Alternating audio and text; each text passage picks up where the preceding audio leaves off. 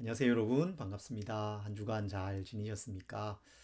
이번 주부터는 우리 공동체가 모이는 이 모임과 또 동영상을 통한 가정 예배를 병행해서 하려고 합니다. 코로나 상황이 여전히 참 어렵고 또 아슬아슬합니다. 다시 늘어나는 것 같아서 참 염려스럽습니다. 그렇지만 또 온라인 예배 기간이 이렇게 길어지면서 영적인 힘을 잃어가는 것 같다고 이렇게 고백하시는 분들이 주변에 계세요.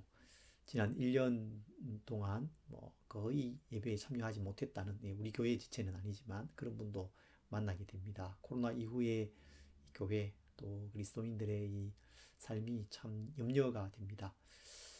우리가 가능한 대로 또 모이려고 좀 해보고, 또 모이든지 그렇지 않든지 그것과 상관없이 경건의 훈련 또 가정 예배에 더 힘을 내어 주시기를 부탁을 드립니다. 이 코로나 상황은 우리의 가슴에 또 어깨에 마치 큰 돌 하나를 얹어 놓는 것 같은 그런 느낌으로 다가올 때가 있습니다. 늘 뭔가 묵직하고 답답합니다. 참 쉽지 않은 때를 우리가 다 함께 살아가고 있죠. 이렇게 답답하고 힘들 때 우리에게 참 유익이 되는 말씀이 있습니다. 바로 시편 말씀입니다. 시편은 시편 저자들의 마음 깊은 곳에서 터져 나오는 찬양을 담고 있습니다. 또 고통 속에서 하나님을 향해 탄식하고 기도하는 그 기도가 그 속에 담겨 있습니다. 그래서 시편 말씀을 읽어가다 보면 우리 속에 뭔가 이렇게 눌리고 엉을리져 있는 것들이 툭 터지는 것 같은, 그래서 그것을 가지고 하나님께 기도로 나아가게 해주시는 것을 느끼게 되죠. 또 더 깊은 기도로 하나님께 나아가게 되는 것을 경험하기도 합니다. 오늘 우리는 시편 55편을 묵상하려고 합니다. 시편 55편은 우리에게 익숙한 시편은 아닙니다. 뭔가 유명하고 잘 알려져 있는 그런 시편이 아닙니다. 그렇지만 이 시를 읽어가다 보면 군데군데 곳곳에서 이 시어들이 우리의 마음을 딱 붙드는 것을 느낄 수 있어요. 마음이 거기에 오래 머무는 것을 느낄 수가 있습니다. 함께 시편 55편 1절부터 8절 그리고 22절부터 23절을 읽겠습니다. 하나님이여 내 기도에 귀를 기울이시고 내가 간구할 때에 숨지 마소서. 내게 굽히사 응답하소서. 내가 근심으로 편하지 못하여 탄식하오니 이는 원수의 소리와 악인의 압제 때문이라. 그들이 죄악을 내게 더하며 노하여 나를 핍박하나이다. 내 마음이 내 속에서 심히 아파하며 사망의 위험이 내게 이르렀도다. 두려움과 떨림이 내게 이르고 공포가 나를 덮었도다. 나는 말하기를 만일 내게 비둘기같이 날개가 있다면 날아가서 편히 쉬리로다. 내가 멀리 날아가서 광야에 머무르리로다. 내가 나의 피난처로 속히 가서 폭풍과 광풍을 피하리라 하였도다. 22절입니다. 내 짐을 여호와께 맡기라. 그가 너를 붙드시고 의인의 요동함을 영원히 허락하지 아니하시리로다. 하나님이여 주께서 그들로 파멸의 웅덩이에 빠지게 하시리이다. 피를 흘리게 하며 속이는 자들은 그들의 날에 반도 살지 못할 것이나 나는 주를 의지하리이다. 아멘.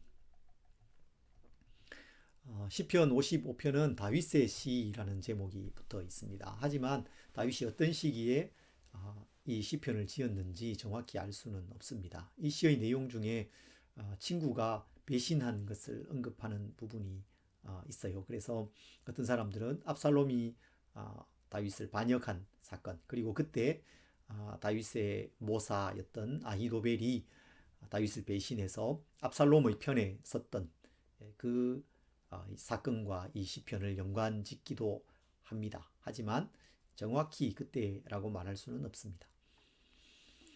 시편을 묵상할 때 이렇게 어떤 역사적인 사건이나 다윗의 생애에 있었던 어떤 특정한 일과 연관지어서 묵상하면 그 시의 그 의미가 굉장히 새롭고 깊이 이렇게 느껴질 때가 있죠. 그렇지만 그렇지 않더라도, 굳이 그렇게 연결하지 않더라도 그 시 자체만으로도 풍성한 의미를 느낄 수 있고 묵상할 수 있습니다. 오늘 이 시편도 어떤 특정한 시점과 연결하지 않고 묵상해 보려고 합니다. 시인은 하나님께 숨지 마소서 그렇게 기도하고 있습니다. 1절에 하나님이여 내 기도에 귀를 기울이시고 내가 간구할 때에 숨지 마소서. 숨지 마소서. 시인은 마치 하나님께서 숨어 계시는 것처럼 지금 느낍니다. 숨어 계시는 하나님. 마치 꽁꽁 숨어서 아무리 찾아도 찾지 못하게 하시는 것 같은 그런 하나님으로 느끼고 있습니다. 공감이 되지요. 그 답답한 마음이 느껴집니다. 우리도 이 시인만큼이나 때로 답답함을 느끼면서 하나님께로 나아갈 때가 있지 않습니까? 하나님이 숨어 계시는 것처럼 느껴질 때가 있습니다. 그 뜻을 알 수 없는 하나님. 더듬어서 찾아보지만 좀처럼 발견되지 않는 하나님. 그렇게 느껴질 때가 있습니다.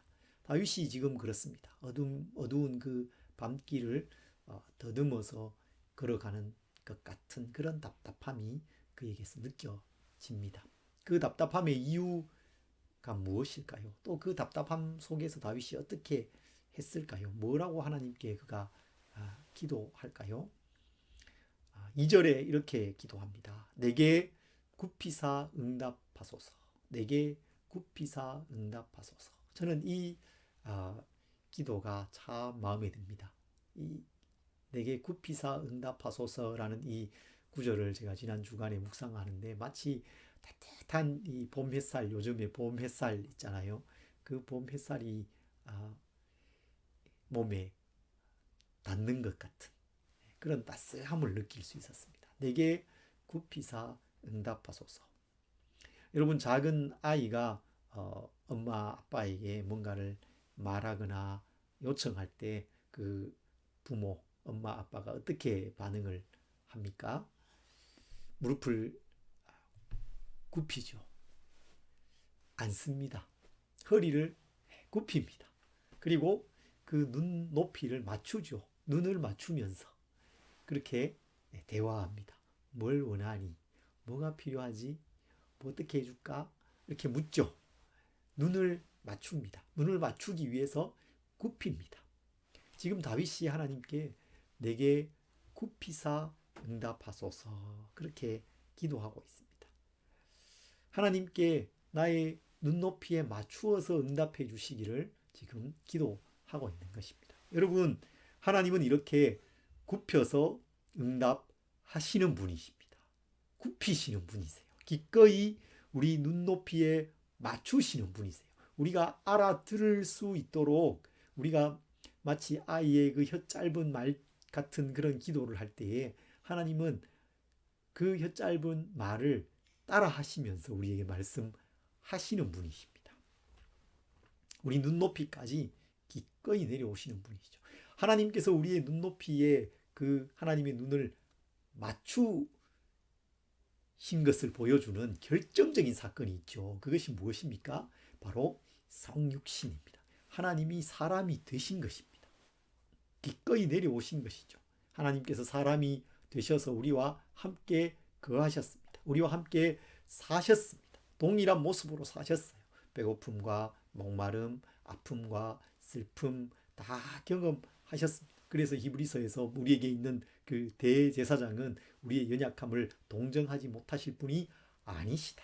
우리의 이 연약함을 다 동정하시다. 다 공감하신다. 다 이미 겪으셨다. 그렇게 말씀하고 있는 것입니다.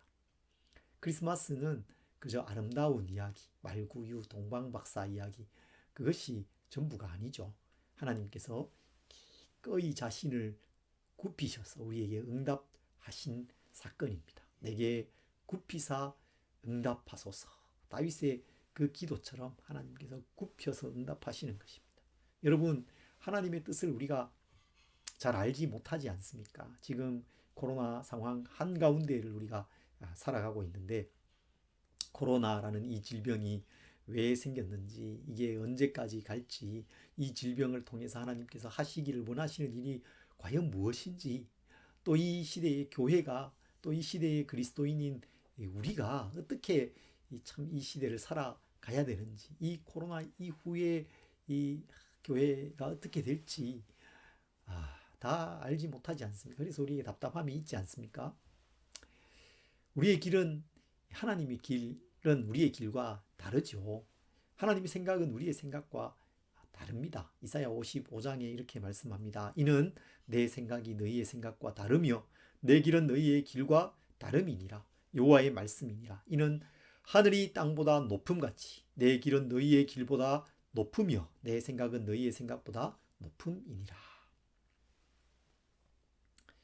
그래서 우리는 이렇게 기도해야 되는 것이죠. 오늘 시편처럼, 다윗처럼 내게 굽히사 응답하소서. 우리의 길과 다른 그 하나님의 길, 우리의 생각과 다른 그 하나님의 생각, 그것을 우리에게 알려주십시오. 굽혀서 응답해 주십시오. 우리의 눈에 눈높이를 맞추어서 말씀해 주십시오. 내가 알아들을 수 있도록, 내가 이해할 수 있도록 주님 나에게 말씀해 주십시오. 그렇게 기도로 우리가 나아가야 되겠습니다. 다윗이 하나님께 그렇게 기도하면서 자신의 현실을 봅니다. 자신의 상황을 돌아봅니다. 그 현실이 너무 힘겹고 어려운 거죠. 그럴 때 어떤 마음이 들까요? 피하고 싶은 마음이 들겠죠. 어디론가 가고 싶습니다. 다윗이 그렇습니다. 광야로 그는 가고 싶다. 내가 피난처로 가고 싶다. 그렇게 고백합니다. 6절부터 8절이에요. 나는 말하기를 만일 내게 비둘기같이 날개가 있다면 날아가서 편히 쉬리로다. 내가 멀리 날아가서 광야에 머무르리로다. 내가 나의 피난처로 속히 가서 폭풍과 광풍을 피하리라 하였도다. 네. 여러분 참 쉴 곳 없는 이 인생, 그래서 좀 뭔가 쉴 곳이 참 필요하지 않습니까? 다윗이 지금 그렇습니다. 여러분 고대의 그 비둘기는 소식을 전하는 새였죠. 멀리까지 날아가서 소식을 전하는 비둘기, 자유롭게 하늘을 날면서 멀리까지 가는 새입니다. 그 비둘기를 보면서 다윗이 자신도 그렇게 자유롭게 날아서 광야로 또 피난처로 가고 싶다고 그렇게 쓰고 있습니다. 이것이 여러분 현실 도피를 말하는 것이 아니에요. 현실을 도피하고 싶다, 떠나고 싶다, 그런 뜻이 아닙니다. 한때는 영적인 삶을 그렇게 일상을 떠나는 것, 그렇게 이해할 때가 있었습니다. 현실을 떠나는 것으로 이해할 때가 있었습니다. 그렇지만 오늘 우리에게 필요한 것은 그런 것이 아니죠. 일상을 살아가면서 하나님과 동행하고 일상을 살아가면서도 하나님께 피하는 것, 그것이 필요합니다. 다윗이 요구했던 것이, 원했던 것이 그것입니다. 다윗이 왕궁에 살아가면서 피할 수 있습니까? 피할 데가 없죠. 그러나 그 안에서 하나님과의 깊은 교제를 경험하면서 마치 광야로 홀로 나아가는 것처럼, 깊은 피난처 속으로 들어가는 것처럼 하나님께 피하고 하나님께서 그에게 주시는 그 깊은 평안을 그는 지금 갈구하고 있습니다. 그가 이렇게 평안을 갈구하는 이유가 있어요. 그가 폭풍과 광풍을 피하리로다, 그렇게 고백하고 있는데 그에게 불어닥치는 폭풍과 광풍이 있었던 것을 볼 수 있습니다. 무엇이 그에게 불어닥친 폭풍과 광풍이었을까요? 그것은 먼저 성 안에서 벌어지는 일들입니다. 그것은 바로 죄악입니다. 7가지 죄악에 대해서 말씀하고 있습니다. 9절부터 11절에 이렇게 그가 말합니다. 내가 성 내에서 강포와 분쟁을 보았사오니 주여 그들을 멸하소서. 그들의 혀를 잘라버리소서. 그들이 주야로 성벽 위에 두루다니니 성중에는 죄악과 재난이 있으며 악독이 그 중에 있고 압박과 속임수가 그 거리를 떠나지 아니하도다. 이 짧은 3절의 말씀 속에 7가지 죄악이 언급되고 있습니다. 강포와 분쟁, 죄악과 재난, 악독, 압박, 속임수입니다. 이 각각을 설명할 필요는 없을 것 같아요. 7가지의 이 죄가 나열되는 것이 의미하는 것은 넘치는 죄악, 가득한 그 죄악을 말하는 것입니다. 마치 노아 시대처럼 죄의 그 포화 상태가 된 것처럼, 마치 소돔과 고모라의 시대처럼 죄악이 넘쳐나는 그 시대가 되어 있다는 것입니다. 여러분, 이것이 단지 노아의 시대와 소돔과 고모라의 시대만을 떠올리는 것이 아니죠. 이것은 동시에 우리 시대의 가득한 죄를 떠올리게 하는 것입니다. 우리 시대의 죄가 가득하지 않습니까? LH 직원들의 이 땅 투기 사건이 참 어디까지 파장이 갈지 모르겠습니다. 참 이 일로 인해서 어떤 사람들은 목숨을 끊고 그러고 있습니다. 정말 우리 사회의 이 도덕적인 이 의식이 어떤가 참 돌아보게 되는 일이지 않습니까? 아동학대 사건이 계속 이어지고 있죠. 가정에서 또 어린이집에서 지속적으로 이 일들이 일어나고 있습니다. 정인이 사건은 아주 유명한 사건이고 그 이후에 계속해서 이런 일들이 일어나고 있지 않습니까? 스포츠계나 연예계의 학폭이 계속해서 폭로되고 있습니다. 거대 정당, 이 두 정당이 끊임없이 다투고 서로를 비방하고 있습니다. 참 그것을 보는 우리 국민들이 다 피로하죠. 피곤합니다. 거짓과 탐욕이 우리 사회 속에 가득합니다. 공정한 사회, 정의로운 사회가 정말 요원하구나, 아직 정말 멀었구나, 그런 탄식이 참 절로 나오게 됩니다. 여러분, 이런 여러 일들은요, 우리의 마음을 상하게 만드는 일들입니다.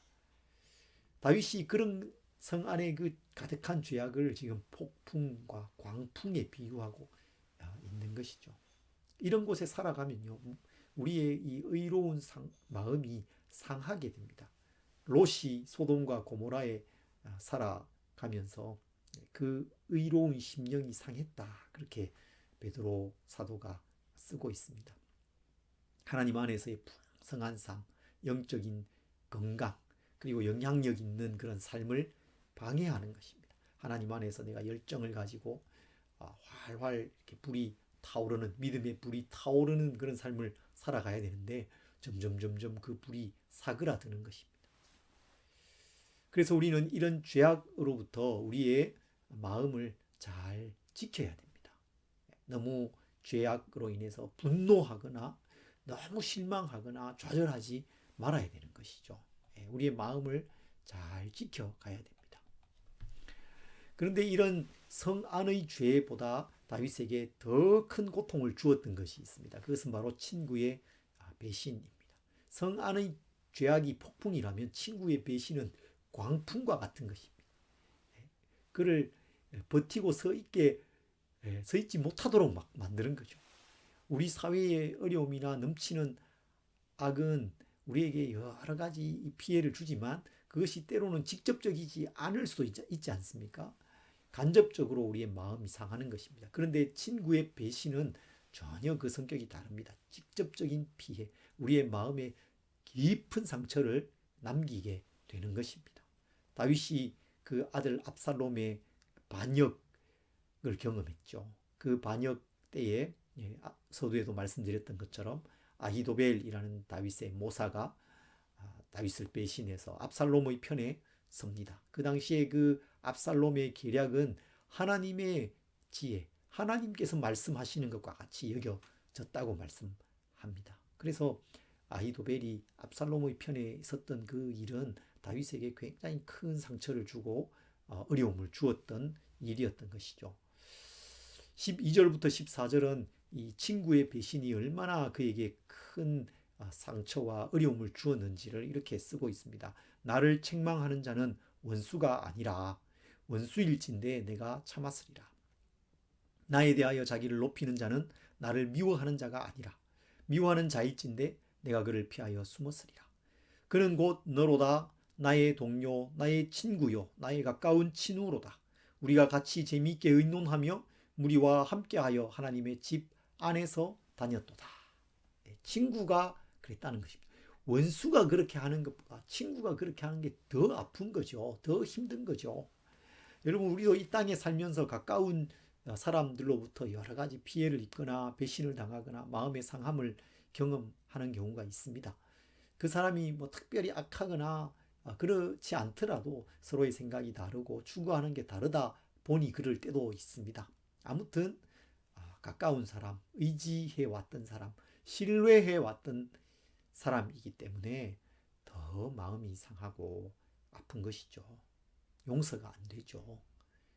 우리 각자의 그 상황 속에서 가까운 사람들, 가족들, 교회의 교우들, 사업상의 동료, 동업자들, 친구, 친우로부터 여러 가지 마음의 상함을 경험하면서 우리가 살아가고 있지 않습니까? 그게 참 우리의 마음을 무겁게 할 때가 있죠. 이 부분에서 우리는 또 다시 예수님을 떠올리게 됩니다. 예수님의 동료, 예수님의 친구, 예수님의 친우가 예수님을 배반한 일이 있었잖아요. 가룟 유다가 동산에서 예수님께 입을 맞추면서 예수님을 배반합니다. 참 역겨운 일이죠. 그런데 예수님이 그의 마음을 이미 알고 계셨잖아요. 이미 그에게 경고하시고 최후의 만찬 자리에서 경고하셨던 것을 우리는 볼 수 있습니다. 그걸 다 알았으니까 그게 얼마나 더 괴로우셨겠습니까? 예수님께서 그 마음의 고통을 어떻게 이기셨겠어요? 다윗은 또 이런 친구의 배반이라는 이 고통스러운 상황을 어떻게 이겨냈겠습니까? 다윗이 하나님께 더 깊이 나아가고 있습니다. 다윗은 그 마음의 상함을 안고 하나님께로 나아갑니다. 날개치면서 그의 피난처로 되시는 하나님께로 나아가는 것처럼 가고 있습니다. 힘찬 날갯짓을 하면서 날아가는 그 새 한 마리를 보는 것 같아요. 이 시편의 마지막으로 가면 그런 새 한 마리의 힘찬 날갯짓을 보는 것 같은 느낌이 듭니다. 그는 하나님께 나아가서 그의 모든 짐을 하나님께 맡기고 있습니다. 22절에 내 짐을 여호와께 맡기라. 그가 너를 붙드시고 의인의 요동함을 영원히 허락하지 아니하시리로다. 메시지 성경은 이 부분을 이렇게 번역합니다. 내 근심 하나님의 어깨 위에 올려놓아라. 그분께서 내 짐 지고 너를 도우시리라. 여러분, 이 세상에 살아가는 우리의 삶이 짐지고 살아가는 삶이잖아요. 누구에게나 짐이 있습니다. 일이 짐입니다. 공부가 짐이죠. 사람이 짐입니다. 가족이 짐이 될 때가 있습니다. 내 몸이 무거운 짐이 될 때가 있습니다. 그리고 무엇보다도 우리에게 죄의 짐이 있습니다. 벗을 수 없는 짐이죠. 참 인생이 무겁습니다. 살아갈수록 그 짐이 더 무겁고 더 힘겹죠. 나이만큼이나 무게가 더해가는 것처럼 느껴지지 않으십니까? 다윗이 고백합니다. 이 무거운 짐 하나님의 그 어깨 위에 올려놓아라. 하나님의 그 크고 넓고 당당하고 든든한 그 어깨 위에 그 짐을 올려놓아라. 주님께 그는 맡기고 있습니다. 성 안에서 일어나는 그 일들로 인한 짐, 친구의 그 배신으로 인해서 갖고 있는 그 마음의 짐, 인생의 고통, 사망의 위험, 두려움과 떨림, 그 모든 것들을 하나님께 그는 맡기고 있습니다. 베드로 사도도 말씀했죠. 너희 염려를 다 주께 맡기라. 이는 그가 너희를 돌보심이라. 하나님께서 우리를 돌보신다. 염려를 맡겨라. 시편에는 날마다 우리 짐을 지시는 주, 곧 우리의 구원이신 하나님을 찬송할지어다. 날마다 우리의 짐을 져주신다. 말씀하고 있습니다. 여러분, 하나님의 그 크신 어깨 위에 짐을 올려 놓으십시오. 옮겨 놓으십시오. 믿음으로 맡기는 것입니다. 기도로 맡기는 것입니다. 맡길수록 가벼워지는 것이죠. 인생이 가벼워집니다. 그러면서 다윗이 마지막으로 고백하죠. 나는 주님만 의지하리이다. 나는 주님만 믿습니다. 주님만 신뢰하고 살아갑니다. 그렇게 고백하고 있습니다. 여러분, 하나님은 기꺼이 우리를 도우시는 분이십니다. 우리에게 눈높이를 맞추시고 굽혀서 응답하시는 분이세요. 그분의 그 어깨는 얼마나 크고 든든합니까? 당당합니까? 힘이 세신 분이십니까? 그 어깨 위에, 그 어깨는 우리의 짐을 못 질 것이 없어요. 그 어깨 위에 우리의 짐을 올려 놓아야 되겠습니다. 이 시대에 우리가 함께 지고 가고 있는 이 무거운 짐, 또 우리의 개인적인 삶 속에서 지고 가고 있는 그 짐들, 주님께서 우리를 부르시죠. 수고하고 무거운 짐진 자들아 다 내게로 오라. 내가 너희를 쉬게 하리라. 우리의 짐을 주님께 다 내어 맡깁시다. 그러면 우리의 마음이 가벼워질 것입니다. 우리의 삶이 가벼워질 것입니다. 주님과 함께 짐지고 가는 인생, 주님께 맡기는 인생 살아가는 우리 지체들 다 되시기를 간절히 소망합니다.